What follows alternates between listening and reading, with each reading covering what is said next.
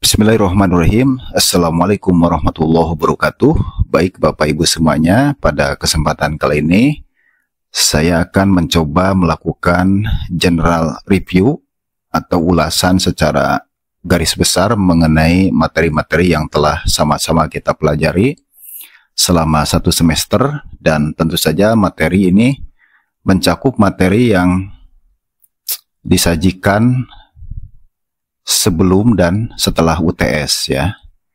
Secara garis besar ada 5 materi yang telah kita pelajari. Yang pertama adalah mengenai masalah jarh wa ta'dil, keduanya mengenai masalah kriteria kesahihan hadis, yang ketiganya adalah mengenai permasalahan hadis yang dhaif, dan ini tentu saja kebalikan dari hadis yang sahih. Jika konsep hadis sahih bisa kita pahami, maka dengan mudah kita juga bisa memahami mengenai hadis yang dhaif. Nah, kemudian setelah itu adalah kita mengkaji mengenai masalah gharibul hadis ya. Artinya adalah masalah gharibul hadis ini berkenaan dengan kajian matan ya, karena di sini yang dikaji mengenai lafaz-lafaz yang ada pada matan suatu hadis yang maknanya itu gharib, asing ya, tidak diketahui. Nah gitu, secara umum. Nah kemudian setelah masalah itu adalah mukhtaliful hadis, mengenai hadis-hadis yang nampak bertentangan dan juga bagaimana cara kita melakukan penyelesaian atau menyikapi hadis yang nampak ta'arud itu. Dan yang terakhir, jadi 6 materi ya, ini adalah mengenai masalah pengenalan tahrij hadis ya. Nah baik, secara berurutan saya jelaskan, tapi tentu saja saya di sini tidak menjelaskan secara detail, hanya garis besarnya saja. Silakan Bapak Ibu semuanya bisa melakukan pendalaman mengenai melalui buku-buku yang mungkin beberapa dari atau semuanya mungkin dari Bapak Ibu semuanya memiliki buku-buku itu ya. Nah, baik, yang pertama mengenai jarh ta'dil. Nah, jarh ta'dil ini, jarh itu artinya menilai rawi dengan penilaian yang cacat, dan ta'dil itu menilai adil, kayak gitu ya. Jadi artinya seorang rawi itu ada yang dinilai jarh, ada yang dinilai adil. Nah, tentu saja itu merupakan satu materi yang sangat penting di dalam kajian ilmu hadis. Mengingat jarh wa ta'dil ini seperti yang disampaikan oleh Imam Hakim, ini merupakan materi yang dikatakan aksiologi ya, merupakan buahnya dari mempelajari ilmu hadis. Karena mempelajari ilmu hadis itu muaranya itu adalah pada kemampuan bisa membedakan mana hadis yang sahih, mana hadis yang dhaif. Nah, untuk melakukan penilaian suatu hadis sahih dan dhaif itu, tentu saja yang pertama kita kaji itu adalah mengenai rawi ya, rawi-rawi yang terdapat dalam rentetan sanad sebuah hadis. Nah, itu diteliti, itu dikaji. Nah, lalu bagaimana kita bisa mengetahui atau memvalidasi seorang rawi itu mardud ya, ditolak, tertolak, ataupun makbul atau diterima? Nah, tentu saja kita memerlukan beberapa kitab untuk mendalami mengenai hal ihwal seorang rawi. Nah, kitab yang dimaksud biasanya suka disebut dengan istilah kitab rijalul hadis, artinya kitab para perawi hadis. Nah, sebenarnya kitab rijalul hadis ini banyak sekali variannya, macamnya. Ada kitab yang hanya memuat menjelaskan rawi-rawi yang dinilai cacat ya. Kemudian ada juga yang kitab menyajikan rawi-rawi yang dinilai sikoh. Nah, kayak gitu. Nah, tapi ada juga kitab yang menyajikan keduanya, baik rawi-rawi yang dinilai sikoh ataupun rawi-rawi yang dinilai mardud. Nah, buku yang terakhir itu diantaranya ini yang paling mudah saya pikir, dan ini sangat standar, itu adalah buku yang bernama Tahdhibut Tahdhib. Ini adalah karya dari Ibnu Hajar al-Asqalani yang sebenarnya kitab ini merupakan ringkasan dari kitab Tahdhibul Kamal yang disusun oleh Imam Al-Mizzi. Nah, kemudian kalau kita dari kitab Tahdhibut Tahdhib itu ringkas kembali oleh Ibnu Hajar menjadi sebuah kitab yang namanya Taqribut Tahdhib. Nah, ada beberapa dari Bapak Ibu semuanya yang memiliki kitab itu. Nah, tentu saja dari kedua kitab tersebut ada perbedaannya. Kalau kitab Taqribut Tahdhib tentu lebih kompak ya, lebih ringkas, karena ada beberapa yang tidak namanya juga ringkasan ya, sangat ringkas, jadi artinya tidak semua data disajikan. Nah, adapun anatomi atau struktur dari kitab Tahdhibut Tahdhib ini adalah menyajikan mengenai data seorang rawi yang meliputi pertama adalah identitas rawi. Dan identitas itu mencakup nama diri, kemudian nama bapaknya, kakeknya, dan sebagainya. Kemudian juga ada nama landian ya, nama lain, nama alias ya, itu bisa berupa kunyah yang dinisbatkan kepada ibnu atau abu, atau juga berupa lakob ya. Nah, jadi seperti itu. Nah, tentu saja ini bukan masalah yang ringan ketika seorang rawi dijelaskan namanya, karena memang banyak kasus ada rawi yang memiliki nama diri dan nama orang tuanya persis sama. Nah, kayak gitu. Nah, makanya untuk membedakan seorang rawi biasanya juga kunyah atau lakob itu menjadi pembeda ya, rawi mana yang dimaksud. Nah, gitu. Selain itu di dalam Tahdhibut Tahdhib ini mengenai identitas rawi disajikan juga informasi mengenai domisili dari seorang rawi ya. Nah, kemudian selain itu, selain identitas, kemudian yang keduanya dijelaskan mengenai data guru dan data murid. Nah, ini sangat penting karena ini akan nyambung dengan masalah ittisalus sanad. Bagaimana menilai sebuah hadis itu bersambung atau tidak. Nah, diantaranya dilihat dari data guru dan muridnya. Nah, kayak gitu ya. Nah, untuk selanjutnya, bab yang kedua ini mengenai masalah kaidah kesohihan sebuah hadis, bagaimana hadis dinilai sahih ya. Nah, ini tidak lepas juga sebetulnya dari pembahasan yang pertama ya. Jadi di antara kriteria hadis sahih itu kan adalah ittisalus sanad ya, yang sanadnya bersambung. Nah, kemudian kriteria yang lainnya adalah perawinya itu adil, kemudian dobat ya, hafalannya yang bagus, kemudian tidak ada ilat dan tidak ada syad. Nah, itu adalah persyaratan dari hadis yang sahih. Nah, kemarin di awal kita sudah mempelajari bagaimana kita mengidentifikasi sebuah hadis itu sanadnya bersambung ya, dan insya Allah ini akan saya sharekan juga videonya ya, kajian mengenai itu. Nah, jadi ittisalus sanad ini menguji bagaimana sebuah hadis itu bersambung sanadnya, itu diantaranya dengan melihat data guru dan murid. Nah, data guru dan murid itu diantaranya bisa kita lihat juga di dalam kitab Tahdhibut Tahdhib. Nah, kayak gitu ya. Nah, kemudian berikutnya adalah hadis dhaif. Nah, kalau bicara hadis sahih, hadis dhaif itu mudah. Kalau kita sudah paham mengenai konsep hadis yang sahih, maka sebaliknya ya, hadis dhaif itu akan mudah dipahami. Misalkan kalau hadis sahih itu kriterianya bersambung sanad. Nah, maka ketika seorang rawi ya ternyata sanadnya itu terputus, tidak terbukti bahwa seorang rawi itu menerima dari misalkan gurunya si A ya, setelahnya dicek memang ini tidak ada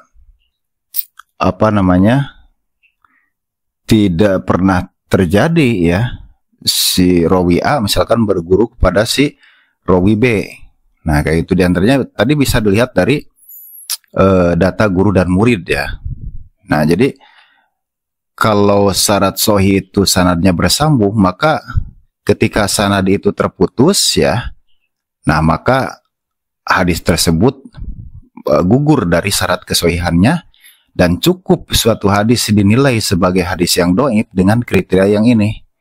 Apalagi misalkan kalau semua kriteria sahih tidak terpenuhi, nah itu udah pasti sangat dhaif. Nah, makanya hadis dhaif itu dipahami sebagai suatu hadis yang tidak memenuhi salah satu dari kriteria hadis yang sahih. Nah, kalau salah satu kriteria hadis yang sahih tidak terpenuhi, maka itu sudah otomatis sebuah hadis itu menjadi dhaif ya. Dan untuk masalah kedhaifan hadis ini sebenarnya secara garis besar itu disebabkan dua perkara.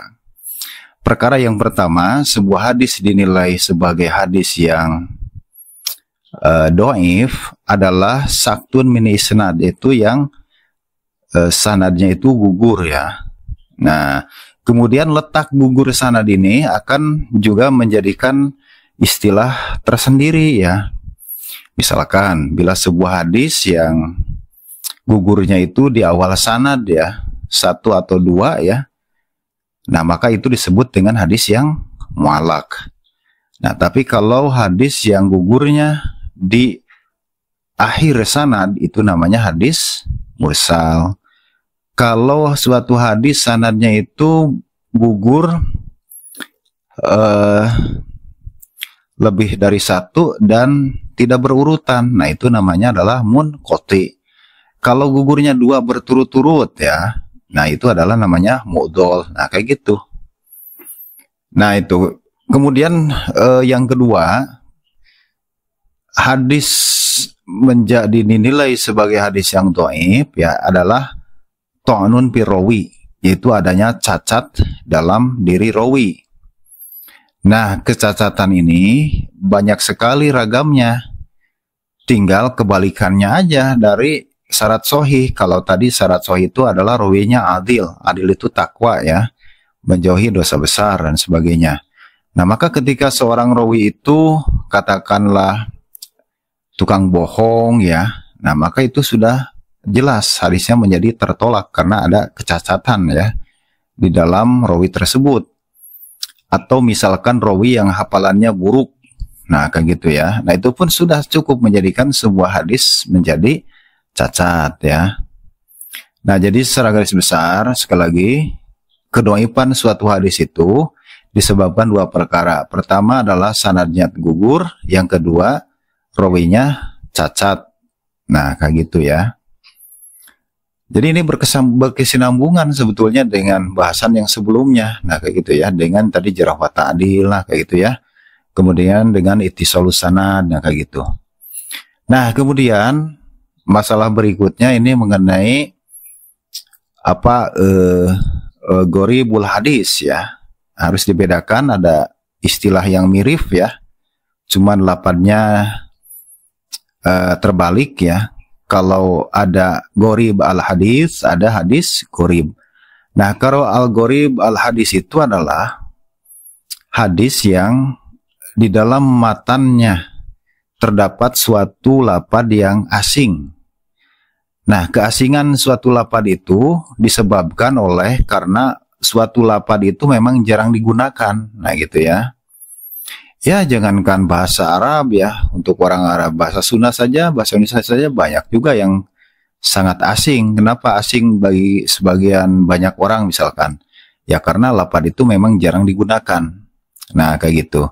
Itu gharib al-hadis ya. Nah, tapi sebetulnya gharib al-hadis ini merupakan salah satu kajian yang berkenaan dengan matan. Nah, jadi kalau bicara mengenai objek kajian hadis itu ya, ulumul hadis itu dua ya, kajian mengenai matan, kajian mengenai sanad. Nah kayak gitu. Maka gharib hadis ini adalah merupakan kajian yang berkenaan dengan matan suatu hadis ya. Tapi juga bisa dipahami bukan hanya 1-2 lafaz, tapi juga secara keseluruhan yang maknanya memang mengandung problem ya. Macam suatu dinilai hadis apa gharib ya, gharib hadis ya. Itu seperti misalkan hadis mengenai masalah malaikat ya, malaikat dipukul oleh Nabi Musa sehingga matanya itu copot. Kemudian malaikat itu ngadu kepada Allah, Musa telah memperlakukannya seperti itu, kemudian matanya yang copot oleh Allah dikembalikan kembali. Nah, itu masuk kepada masalah gorib hadis juga sebetulnya. Atau lebih tepatnya adalah muskilul hadis, hadis-hadis yang memiliki problem di dalam memahaminya. Nah, kayak gitu. Jadi gorib hadis itu merupakan bagian dari muskilul hadis atau muskilul asar ya. Pokoknya si makna-maknanya itu memang ada yang tidak dipahami mungkin secara kebahasaan, kemudian tidak dipahami juga secara makna. Nah, kayak gitu ya. Itu masuk kajian itu. Nah, kemudian berikutnya mengenai masalah mukhtaliful hadis ya. Yaitu hadis-hadis yang nampak bertentangan. Nah, ini pun kajiannya adalah kajian matan juga ya, mukhtaliful hadis ini. Dan kemarin juga sudah saya jelaskan bahwa suatu hadis yang bertentangan ini ada beberapa metode menyelesaikannya ya. Yang pertama misalkan dengan metode al-jam'u atau thoriqatul jam'i, artinya mengambil jalan tengah. Artinya berusaha menengahi ya dua hadis yang nampak bertentangan. Ya, contohnya yang umum misalkan contoh memegang kemaluan ya. Dua orang bertanya kepada Rasulullah dengan pertanyaan yang sama, tapi ternyata jawabannya berbeda.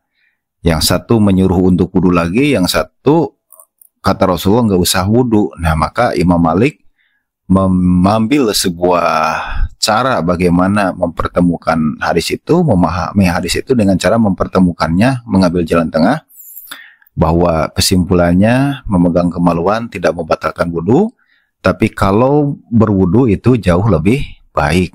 Nah, kayak gitu ya. Nah, kemudian cara yang kedua adalah cara thoriqatut tarjih. Maaf, bukan tarjih dulu. Sebetulnya di dalam beberapa buku runtutannya beda ya. Ada yang kedua itu adalah dengan nasih mansuh.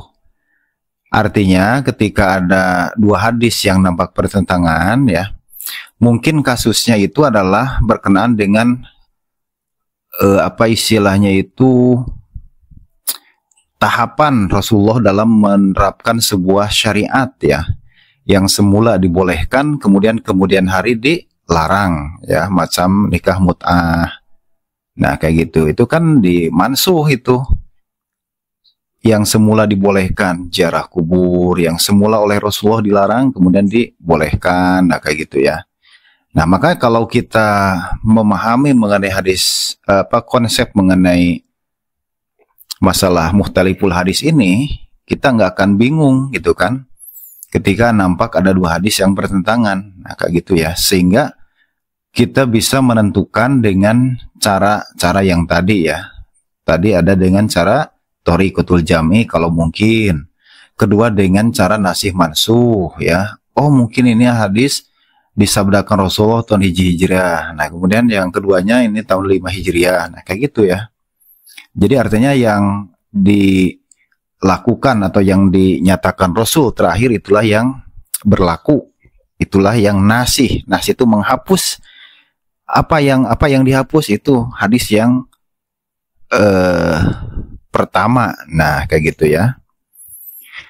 Nah, kemudian yang terakhir adalah dengan tarjih, artinya menilai suatu hadis mana yang paling kuat. Jadi head to head ini dari berbagai aspek tentu saja penilaiannya itu, baik dari segi jumlah sanadnya, baik dari segi mulazamah seorang rawi dengan gurunya, seorang rawi yang berguru hanya 1 tahun ya dengan suatu guru, dengan yang di satu sisi hadis yang lainnya misalkan rawi yang berguru 10 tahun. Nah, tentu yang 10 tahun yang mulazamahnya lebih lama itu tentu saja yang dinilai lebih kuat. Nah, pada dasarnya alat ukur untuk menilai suatu hadis mana yang lebih kuat itu sebetulnya banyak ya, ada sekitar 52, silakan aja cari.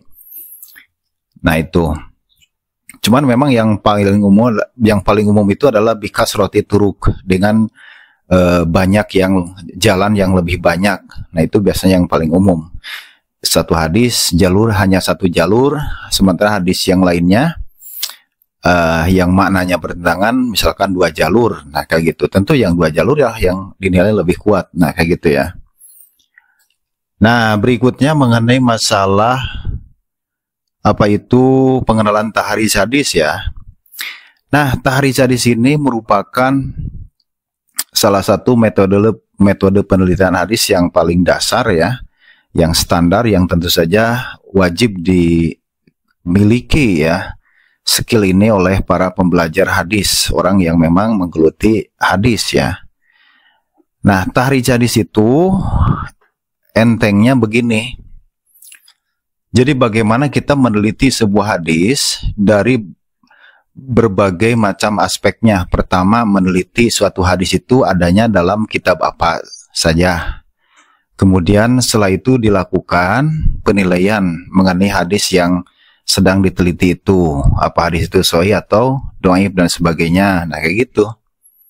Jadi langkah tahrij yang pertama itu adalah kita men-tracking suatu hadis. Misalkan kalau ada suatu hadis rawahu Abu Dawud ya. Nah, hadis itu tentu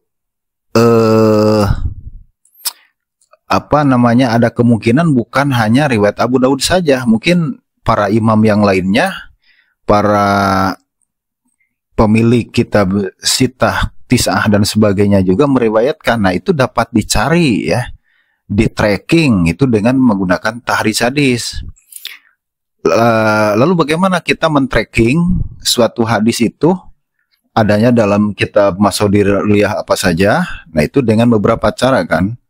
Ada 6 cara yang diperkenalkan ya. Yang pertama dengan menggunakan men-tracking berdasarkan rawi sahabat. Misalkan kalau suatu hadis diriwayatkan oleh Umar bin Khattab, nah maka kita bisa mencari kitab kamus hadis ya yang diurutkan berdasarkan nama sahabat. Nah, ini memang cukup alot ya. Kenapa? Karena misalkan suatu sahabat itu kan ada yang meriwayatkan hadisnya banyak sekali. Ada yang agak banyak, ada yang sedikit. Nah, kalau jatuhnya kepada orang yang banyak, misalkan Abi Hurairah, nah kita kan mesti baca satu-satu itu hadis dari Abu Hurairah sampai kepada hadis yang kita temukan. Nah, kitab itu, kitab yang menyajikan informasi keberadaan suatu hadis berdasarkan rawi sahabat, itu namanya adalah kitab Tuhfatul Ashraf bi Ma'rifatil Atrof, karangan Imam Al-Mizzi ya. Nah, kemudian berikutnya dengan cara mencari lafaz awal matan hadis. Dan itu namanya adalah kitabnya ya, yang standar ya, itu Jami'us Shogir, karangan Imam As-Sayuti. Nah, jadi kalau kita mengetahui hadis, misalkan ida tobah tamarokotan, paksir maha wa ta'ahad jironaka, misalkan ya, oh itu hadis diriwayatkan oleh siapa saja ya. Nah, kita bisa mencarinya misalkan dari kalimat ida tobahta, dari iza, huruf alif dulu ya. Nah, itu jadi bukan dalam lapad b, ta, jim, tapi dari alif sesuai dengan lapad awal matan itu hadis. Nah, kitab Jami'us Shogir ini sekali lagi kitab yang menyajikan informasi mengenai hadis berdasarkan lapad awal matan hadis. Nah, di dalam kitab Jami'us Shogir itu disajikan mengenai siapa sahabat yang meriwayatkan hadis tersebut. Kemudian juga dijelaskan mengenai dalam kitab apa suatu hadis itu berada. Nah, kayak gitu. Kemudian Imam Suyuti di akhir memberikan penjelasan mengenai nilai itu hadis, apa sahih, dhaif atau hasan. Nah, kayak gitu ya. Nah, cara yang kedua adalah dengan menggunakan sembarang lapad hadis ya. Jadi lapad apapun yang dalam matan hadis itu bisa di tracking ya. Tapi di sini tentu saja dianjurkan tetap meskipun bisa sembarang lapad, tapi ya jangan lafaz yang umum lah gitu kan, yang mungkin banyak dalam matan hadis yang lain.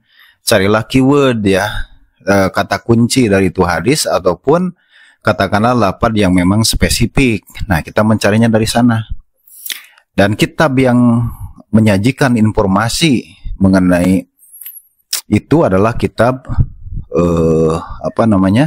Mujamu Fahros li Al-Fadil Hadis An-Nabawi. Nah, itu ya, kitab itu. Dan kemudian cara berikutnya adalah cara dengan mencari hadis berdasarkan tema. Nah, kayak gitu ya. Misalkan sebuah hadis yang di dalam hadis itu ada disebutkan, misalkan bunyal Islam ala khamsin syahadati alla ilaha illallah dan selanjutnya. Nah, itu riwayat siapa ya? Nah, maka kita bisa mencari hadis itu dengan menentukan tema. Oh, ini kayaknya temanya tentang Islam. Nah, maka kita buka ke kitab yang menyajikan informasi itu dari tema Al-Islam. Nah, nanti kaitannya dengan Islam banyak hadis itu. Kemudian cari aja, pokoknya nanti sampai ketemu dengan Bunyal Islam. Dan kitab itu namanya kitab kamus semacam gitu, kitab kamus berdasarkan tema suatu hadis, itu namanya adalah kitab Miftah Kunuzi Sunnah. Nah, itu ya. Ini karangan orang barat juga ya. Yang Mujamu Fahros juga sama, itu karangan orang barat. Nah, kemudian cara berikutnya adalah dengan cara menggunakan aplikasi ya, baik itu yang dengan internet atau yang tanpa internet. Karena memang ada aplikasi berbasis internet juga. Macam misalkan Al-Mawsu'ah Al-Hadithiyah. Nah, itu silakan nanti oleh ibu-ibu dibuka ya. Oleh bapak-bapak dibuka, ketik Al-Mawsu'ah Al-Hadithiyah kalau sudah terbuka. Nah, kemudian di sana ada kolom al-bahas pencarian. Nah, tulis saja lafaz suatu hadis yang ingin kita cari, klik. Nah, nanti akan disajikan hadis itu diriwayatkan oleh siapa dalam kitab apa saja, kemudian bagaimana nilainya. Nah, itu ada. Nah, itu adalah tata cara mencari hadis. Ada satu lagi, saya pikir ini tidak terlalu signifikan, itu mencari hadis berdasarkan keadaan suatu hadis. Keadaan matan dan sanad suatu hadis. Maksudnya begini, kalau misalkan kita mau meneliti sebuah hadis ya, kemudian hadis tersebut diduga sebagai hadis yang maudhu, palsu. Nah, maka kita carinya jangan kemana-mana. Cari aja ke kitab Al-Mawdu'ah. Misalkan karangan siapa namanya? Karangan Ibnu Al-Jauzi ya. Nah, kayak gitu. Kemudian kalau suatu hadis diduga orangnya hadis mursal, ulama menilainya ini mursal. Nah, kita carinya ke kumpulan kitab-kitab yang menghimpun hadis mursal. Itu namanya diantaranya Al-Marosil, karangan Abu Dawud. Nah, itu tata cara kita mencari sebuah hadis. Nah, kemudian di dalam setelahnya hadis ditemukan, nah kayak itu ya, suatu hadis itu, oh ternyata hadis ini bukan hanya riwayat Abi Dawud, tapi ini ada juga dalam riwayat Muslim, Tirmidzi, Darimi, Ibnu Majah, Nasai, dan sebagainya. Nah, itu dikumpulkan, kemudian kita rujuk ya. Kan kitab-kitab kamus tadi menunjukkan ya, memberikan petunjuk suatu hadis itu adanya dalam kitab apa saja. Nah, kemudian kita langsung rujuk ke kitab-kitabnya itu, dibuktikan, dicari. Nah, kemudian dicatat ya, direkap. Nah, kemudian sanadnya itu direkapitulasi.